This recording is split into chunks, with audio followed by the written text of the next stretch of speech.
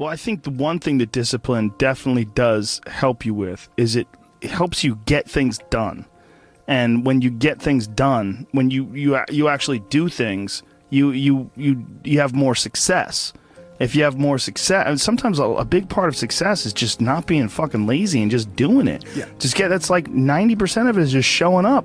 Get there and start working. Like, you're not going to feel perfect every day. If I only worked out when I felt good, I'd be a fat fuck. Because there's a lot of days I don't want to do it. It's pretty much the same with everybody that actually gets good at something. There's got to be those days you push through. And they're probably going to be more numerous than the days you don't. And so the benefit of discipline in my eyes has always been that through discipline, I get things done.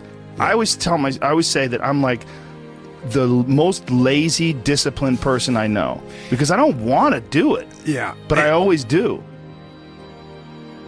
One of the big problems is sitting down and doing the work. Mm-hmm. And you got to, and Pressfield talks about that in the most concise and beautiful way, and he labels it like an enemy. He calls it resistance. Mm-hmm. And that you have to sit down, you have to overcome resistance, and that the pro goes to work. And it doesn't matter if you're sick, doesn't matter if you have kids, it doesn't matter what, you're a pro and you go to work. And that just, it puts it in your head that this is what I do. This is what, and you have pride in that. And then when you are in front of that keyboard and you look down at the count, it says, I got fuck 1,000 words today. I put 1,000 words in. You're doing the work. Yeah. And out of that work, gems blossom. Yeah. Little things, but you might have a day where you just write nothing but dog shit. So what? Show up again tomorrow. And tomorrow out of that dog shit, a flower will emerge. You never know. And that's the only way to develop real, to really develop your potential 100% in anything, whether it's as an author or even as a martial artist. There's a lot of creativity in martial arts. To be a great striker, you have to be creative because you have to develop patterns or execute patterns that aren't going to be perceived. This idea that life is hard is something you're supposed to shield from them. It's so silly. And, I've had this conversation with my friends because everybody that I know that's interesting had a fucked up life.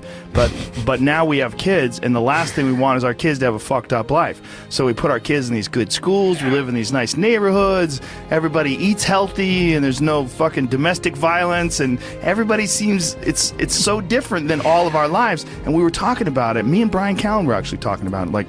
Look, we all had fucked up childhoods, and everybody we know had fucked up childhoods. And they're all interesting, but I don't want my kids to be boring, but I also want them to be safe.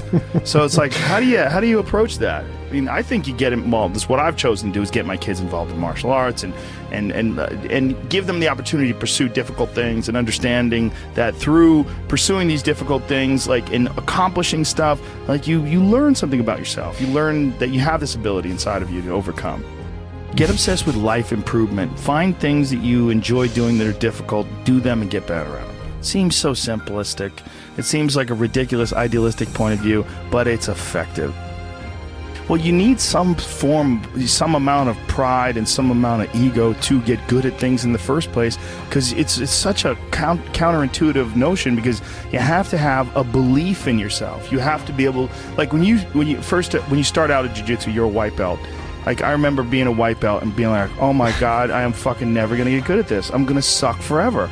But to look at people who are better than you and know they had to have sucked at one point in time. Okay, there's somewhere along the end of this tunnel, there's got to be a light. I just got to keep going. Yeah. And that takes ego, and right? Ego, yeah, I was going to say, I mean, ego drives you to be successful, me to be successful. Ego is what's driving you. The problem is when you let ego go too far. Yeah. And everything takes balance. I mean, there's a dichotomy in everything. Every part of you has a dichotomy. You can get so into the physical aspects of things that you end up like doing a bunch of steroids and going crazy and ruining your health. Right? Yeah. That's not good. Right. The other end of the spectrum, you can sit around and play video games and turn into a... Bodybuilding is a great example of that, because when you start lifting weights, you're like, God, I'd like to be stronger. And you start getting a little bit bigger. You're like, oh, look at that. I got a muscle. Woo, this is cool. And then you keep going, and then you keep going. But some guys get so fucking crazy, they won't stop until they have 22-inch arms. And they want to have thighs that are so big, they have to walk like they've got a barrel in between their legs. And, you know, and they just can't help it. They just take it to some completely unhealthy place. Yeah, that's rough. Yeah, well, it's just the nature of trying to get good at something. You got to recognize what's good and what is just fucking insane. For some people, especially, they're just experiencing way too much pressure. And that pressure, a lot of times, it's just an imbalance in perspective. And some of it's, like, I was talking to this mom once. Her daughter does gymnastics with my daughter, and we were talking about kids killing themselves where she used to live. She used to live in one of the really wealthy tech areas outside of San Francisco, and a bunch of kids that went to school with her daughter that were like 15, 16, were jumping off bridges and shit. Like, it was like an epidemic. And they were trying to figure out what the fuck is going on, and they're literally calling it affluenza. That these affluent kids and their families are literally worth $1 billion. You know, I mean, everybody's super rich, and they're having this insane pressure, like before high school and in high school, to be in Ivy League schools and to get 4.0s and all, and they're not having any fun, and they're not experiencing life, and they don't have any hope, and their parents are all on fucking pills, and they're just killing themselves. For some people out there that aren't feeling good, man, if you just fucking struggled more, you get over that struggle, you feel better. It sounds so simplistic, but I swear by it. I've felt shitty myself, and then forced myself to work out, and after I get out of there, I'm like, whoa! 100%. Fucking it's 100% guarantee. It's hard for people to break momentum, too. Momentum that's good momentum, or momentum that's bad momentum. When I get on a good groove of working out all the time, I feel it. Like, after I'm done working out, I'm like, yeah, I can't wait to get in there again. I can't wait to work out again. That's the good momentum. But then there's that bad momentum, like you get injured or something like that, and you can't do anything for a couple of weeks, and then to try to get that kickstart that motor up again, it's hard to get momentum. There's a lot of people that are eating shit food, and then by the end of the day, your body's in a crisis. Your body's just processing all this bullshit. And if you're eating a big, bullshit lunch filled with nonsense, like, your body's got to process all that stuff. And so at the end of the day, yeah, you're going to lose your willpower. So, like, when 5 o'clock, 6 o'clock rolls around, you're going to be tired. But if you have a healthy lunch, and, you know, you're properly fueled, and then you also have positive people in your life, everyone's motivated, by the end of the day, you're going to feel good. Whatever the fuck your thing is, just go and do it. Just force yourself to do it. And if you feel like shit because you ate lunch, then your lunch was, you know, filled with bullshit, well then, hey dummy, don't eat shitty lunch tomorrow. Tomorrow try a nice salad. You know, try a salad with some salmon and see how you feel then. You're like, hey, I feel way better today at 6 o'clock. Duh. Now your decision making will be better. Like, people don't understand how significant it is. Like, all these little decisions, those are like that's the path for the rest of your existence on Earth. And if you decide to go to fucking Cheetos chocolate chip cookie route, you're just making a shit path. You're carving your fucking path through broken rocks and glass, and it's not the way to go. You know what else doesn't exist in a day-to-day life? A place where it's okay to be a man. It's actually okay to be a man. It's okay to have man thoughts. Like, everybody is so toned down and neutered.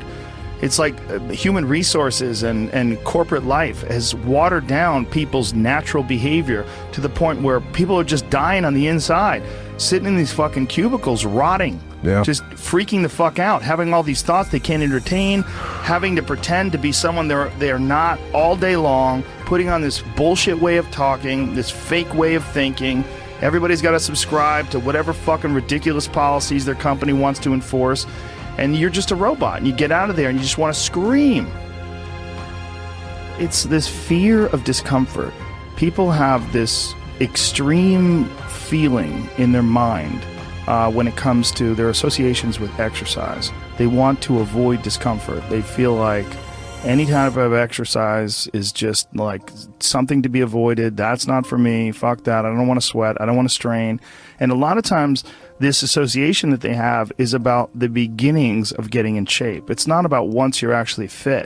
Because once you're actually fit, exercise is something you look forward to. It's an alleviation of stress. It's It feels great. Like if I can't get a workout in, I look at my schedule. I go, oh shit, I don't have any time for a workout, which means I'm not going to get that good feeling.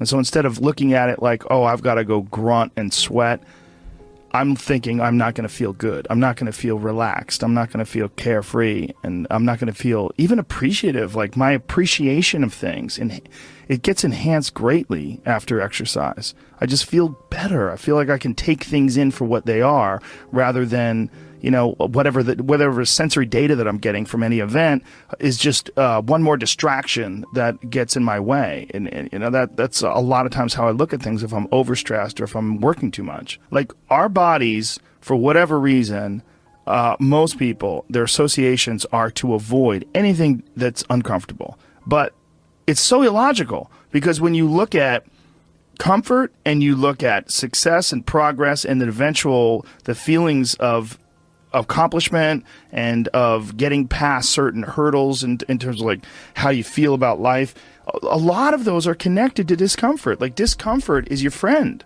It really is. Like discomfort and not being happy and content with certain situations in life or certain feelings in life, they're massive motivators, and they're amazing at facilitating change. And yet our instinct is to avoid those and just sit on the couch and watch some fucking reality show about dudes who make moonshine with our jaw open, like it's bizarre. And for me, at least, when I get like really disciplined and really I get really consistent with my workouts, one of the things that I almost feel momentum. I feel like there's like a push behind me, like, all right, like after I get out of the gym, I have a really good workout. I'm like, yeah, now I'm doing it. I'm doing it all the time now. And I'm looking forward to the next time. And it makes that resistance much weaker, and it makes my motivation and my discipline much stronger. I think a lot of it is based on just the consistency. You know, it's one of the things that I talked about recently on the podcast. I said, you know, like blowing something off, it's not just not good. Like blowing off an exercise that you planned is not just bad for you physically. It's also bad mentally, because then that option is now available. The option to fuck off is available. And you did it before, and you're probably going to do it again, and you'll get mediocre results, not just in that aspect of your life, but maybe in all aspects of your life. Because I think that option to fuck off, when you embrace it, that is a pathway that you might choose when it comes to dealing with conflict in your personal life, dealing with business decisions, dealing with career decisions, like an uncomfortable decision that you might be faced with, where maybe you need to make a change as far as like what your pathway is in life, but you don't do it, and instead you fuck off. And that the inclination to fuck off, I think, that gathers momentum as well. The inclination to be disciplined, that comes with momentum too. And I think both things, like you take a path, like the path of the healthy person or the path of the fuck off. Like this is not, like your body is like a race car that you can juice up yourself. Like you can add the fat tires, you can add the improved suspension, you can beef up the horsepower in the engine. You could do all that yourself. Or you could just choose to have this shitty body that's always falling apart on you, because we're essentially ecosystems.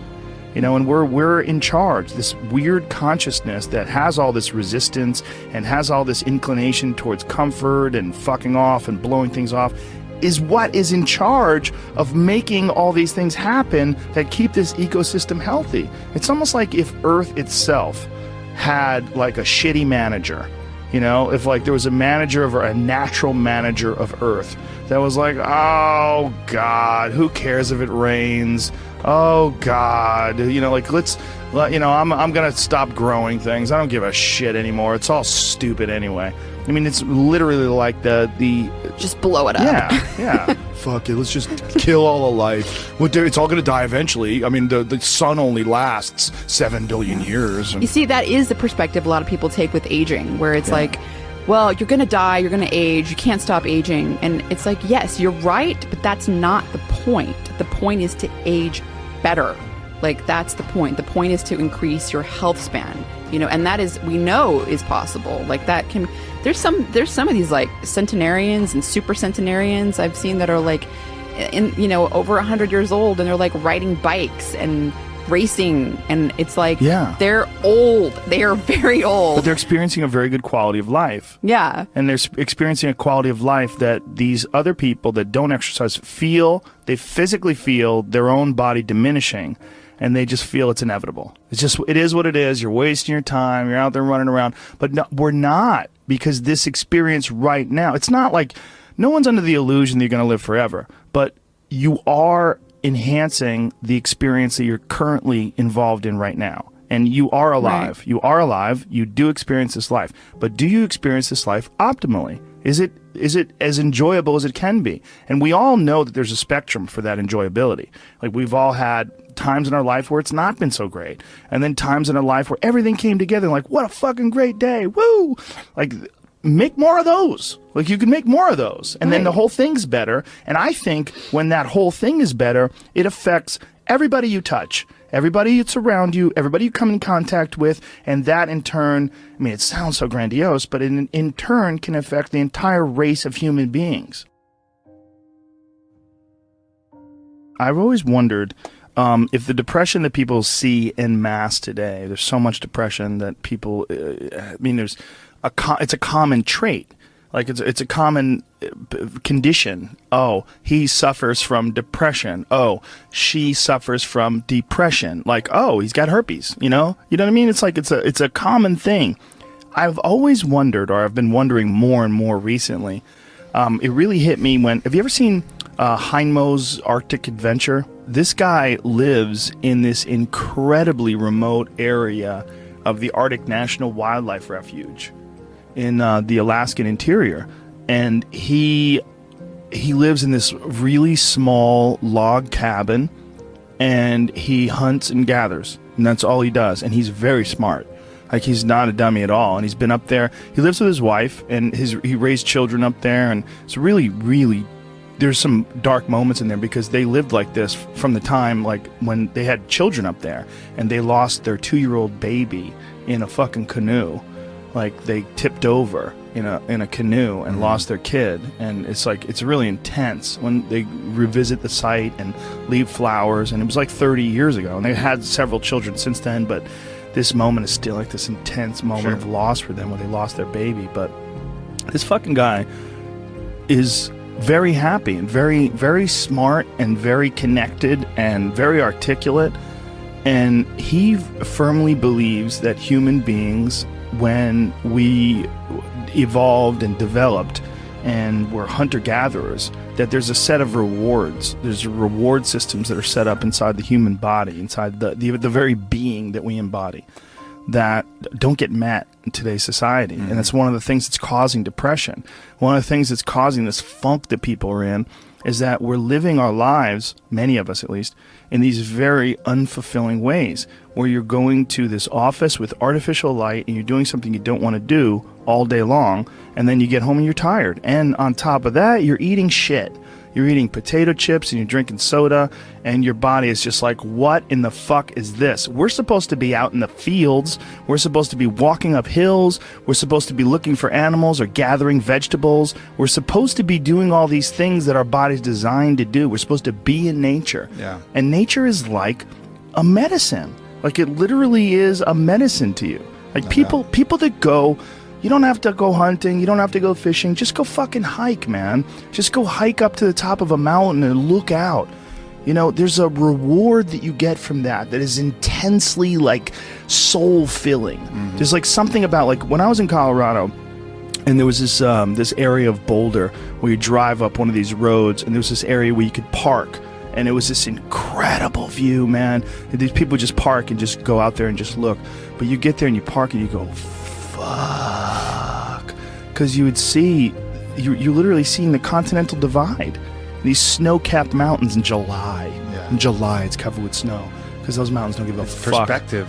Oh. Just this whole new perspective on it. And I think nature, the ease of suffering is always in presentness. You know, when you're in presentness, truly locked in presentness, there is no suffering. There can be pain, but no suffering. Suffering is something created by our own minds. And I think nature is one of the great ways to do this, because humans, we take cues from our environment. And nature, as I was saying earlier, is always in the present.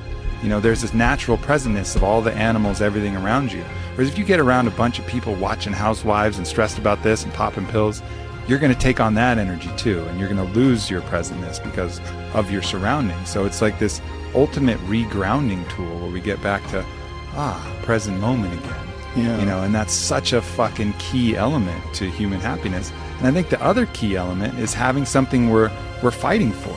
You know, having a mission. I think we're all forces, and that force needs to have an effect, needs to have a reason that it's moving in a certain direction. And I think with all of our needs and all of our needs met, you know, where we don't have to hunt for food, we don't have to acquire everything, everything's relatively easy, and it's all about advancement and all this, we've lost a lot of the basic mission, which was the mission to survive and procreate. You know, so, and we haven't replaced it with any other universal mission, which is, I think, one of the big allures of these things like wars and these things like creating an enemy. Well, at least then you have a mission. And when you have a mission, human beings are happy. You know, like Bertrand Russell talked about, he did a book, Conquest of Happiness, and he had his own fucked up attributes. Every time I bring him up, people talk about his fucked upness. He was into phrenology, and he might have been a racist, whatever, but he was a good philosopher. Smoked constantly. Yeah. But anyways, he talked about the happiest person he knew. The happiest person he could find was a groundskeeper on a manor who every day woke up and was at war with the rabbits of the grounds. He just declared that the rabbits were the fucking enemy, and he would go out with his gun and he would hunt as many as possible, and he'd go morning till night, and he would kill as many rabbits as he could, because it was the rabbits were the ones eating the hedges and the flowers and whatever. So he basically made the rabbits his enemy and struck out every single day to kill as many rabbits as possible. And that dude, according to Bertrand Russell, was happy as fuck. He had a task. He had a task. He had a purpose. You know, he had a mission. My mission is to destroy the rabbits. I used to have a dog like that. Yeah? I had the happiest dog ever. His name was Frank Sinatra. And he was a pit bull that all he lived for was killing lizards. And my house, my old house, not the house I'm in now, but my old house, had this one, it's like on a hill, and there's this one wall where these lizards would run up the wall.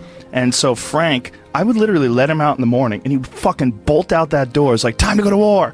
Like, and he would run and go look for these lizards. And he would stand there, like, Eddie Bravo would just watch it and marvel. He'd be like, fuck, man, this dog does this every day. This dog does this every day. I go, this is what he loves to do. And he would go there, and he would have his paws on the wall, and he would, and he would go crazy, and he would jump up and try to grab a lizard, and occasionally he would get one. And he'd be like, fuck yeah. And he would get one, and he would go looking for another one. He would go, and it was a pretty big yard, so he would go wandering around the yard looking for anything else that fucked up, anything else that was slipping. There was constantly, unfortunately, twice I had to take him to the hospital because he got bit by rattlesnakes, because rattlesnakes were slipping too, apparently. He killed the rattlesnakes, but the rattlesnakes fucked him up. He had like a water balloon growing out of the side of his head. Both of my dogs, by the way, that's a real problem if you don't have the money to pay for the serum. It's super expensive. It was several $1,000s to treat them for this rattlesnake venom, anti-venom shit. It's like, I was like, man, what if I was poor? What if... that's a whole fucked up system. Like, they inject horses with the venom, and then they like get the antibodies from the horses. It's like this archaic system. I think my friend Donald Schultz is working on, he's a big snake handler guy. He's working on ways to innovate around that, because it's kind of like a real backwards system that they have, how you get anti-venom. Well, a horse will survive, so let's just fucking put the venom in there, and then we'll get the antibodies from the horse, and then, you know, it's a weird thing how they do it. Yeah, well, that's a real problem with people that are vegans. If you're a vegan and you don't use any animal products and you get bit by a rattlesnake, you got two choices. Compromise your morals, or that's a wrap. Yeah. You know? But this dog was so goddamn happy. He had missions. You know, he would go out of that yard and he wasn't bored. He was like, please take me for a walk. Come on, man. He was like, see ya, dude. I'd open that door. He was gone. He just had his little mission. And I think you can see that in the people who are the most unhappy. They seem aimless. They're like, what am I here for? Why am I doing this? Nothing makes sense, you know? And I've even felt it in my own life when, you know, I know what my mission here is. First, my mission is to expand human consciousness, to help people be happy. Like, that's really what I find my greatest purpose in. But every once in a while, I'll get this kind of like fuck people attitude. Maybe someone said some fucked up shit, and I'm like, man, people fucking suck. Fuck people. And then at that moment, that's when I'm actually depressed, you know, because I've lost my mission. Instead of having a mission like, yes, my mission is human consciousness, all of a sudden it's like, fuck people, fuck that mission. They'll figure it out. And then I'm depressed because I've lost my purpose. It's very hard to rise above, like literally, when something like that happens and realize like, oh, you're encountering one diseased individual. You got to look at the mass of humanity. Yeah. Like when you encounter one diseased individual, it's so like this guy who shot up that nightclub in Orlando. You're looking at one diseased individual. And if you say, man, people fucking suck, look at what they did. Well, look at how many people that are responding with rainbows on their Twitter pages and love and all the best wishes to those folks that got killed and all that. I mean, I was looking at this guy's page who's an animal lover who was organizing people to go to the homes of the victims and see if they have pets that are trapped. You know, there's beautiful people out there. Yeah. There's a lot. There's more beautiful people. This is without a doubt not just the safest, the easiest. This is the happiest time in terms of like being able to like reach out and send love to people and have people send love to you. But just occasionally you run into cunts. Yeah, no doubt. And the cunts itself, man. But the beauty is out there too. It's just not as dramatic and it doesn't impose upon us as forcefully. But if we just look, it's around all the time. We run into good people all the time. But you know, you just make eye contact with that good person or that kid who's just looking at you and just creeping with that little smile, and you're like, oh yeah, the good of humanity, the fact that, you know, we really are love, you know, being expressed, you know, outwardly all the time, and it's just these other delusions that get in the way of that. Well, we're oddly attracted to negativity too. It's almost like we look at negativity online or that you run into as like a possibility of war. Like, you have to look out, this fucking drum's beating.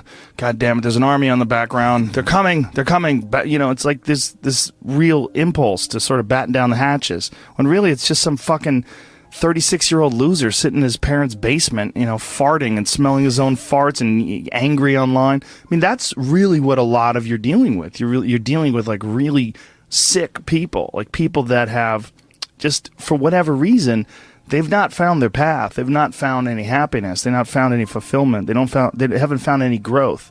They're just stifled or rotten in some sort of a weird way. It just hasn't really worked for them. Yeah. And so they're lashing out. They're lashing out at the world. And you run into one of those, and you're like, people suck. Yeah, and that's the initial response, and then the more conscious response is to look at them and have compassion for that person. Yeah, you know, that's hard to do, right? That is hard to do, and our system isn't based upon that. Even if you look at the U.S. penal system, it's very much about punishment. Whereas if you watch that documentary that Michael Moore did, Who to Invade Nest, where they go to Norway, they have a whole different idea of what the penal system is for. It's about restoring human dignity and cultivating, you know, a change, really making change in the person. It's not about punishment. It's about actually changing that individual so he doesn't do it again. And then you look at the recidivism rates between our prisons and Norway's prisons, and they're just dramatically different. That impulse to punish immediately, you know, is not the healthiest impulse. That's just going to create more issues down the road. You're not rehabilitating anybody. You're just taking even more broken people and putting them out in the world and hoping they're not going to do the broken things. Well, it's not going to fucking work. You know, the right impulse is always that compassion and looking to see, as if that was you, how all of these fucked up elements of the world and choices. I'm not overriding the fact that they had choices in all this. They're not free of guilt. But look at that like this is the person that just made some bad choices and had some tough shit to deal with and couldn't overcome it. The resistance in the video game was higher than his skill set, and he wasn't able to choose to work and choose to the positive elements that would allow him to overcome it. You know, yeah, see that. It's also Norway's dealing with far fewer people. That's true. You know, that's a good thing for them, and it's also they don't have that conquerors mentality that we have. So we're so wrapped up in success and also in punishment. I mean, that is a big aspect of our culture, like punishment. And I mean, like when anybody does anything wrong online, the amount of people that feel like it's their job to shame that person and embarrass that person and insult that person, it's pretty crazy to watch when something goes down. It's all so counterproductive, you know, and I see that in the people shaming people for appropriation, right? So let's say, for example, someone wears a headdress at a fucking festival, right? They're probably they're not doing it to mock the Native Americans, most likely. It's probably like a mild appreciation and interest. I think this looks cool. I'm in a place and, you know, and then all of a sudden they get all this intense hate and shame and putting all of this stuff, all of these intentions on them that weren't true. Again, going back to my point about morality, it's not about the act, it's about the intentions of the act. But right now we make it all about the act. Oh, you wore this headdress, that means you're insulting thousands of years of Native Americans, you're oppressing, you're appropriating. Like, no, I fucking wasn't. I was wearing a fucking headdress. But then all of a sudden that imprint will create trauma, and that trauma will have a poisonous impact that will make them feel weird and make them want to do that to other people. So it's like you're injecting someone with a hate virus, you know, that they're going to then pass on to other people rather than doing the opposite, you know, spreading the love herpes, where it's this contagious positivity that goes the other way. And we have those choices with how to deal with people, but more often than not, we come with this thing to punish and create more trauma, which triggers their own self-judge and their own self-hate, lowers their own self-love, and then they're going to pass that off to kids, family members, people around them. You know, there's just two sets of dominoes that we can choose to take either path.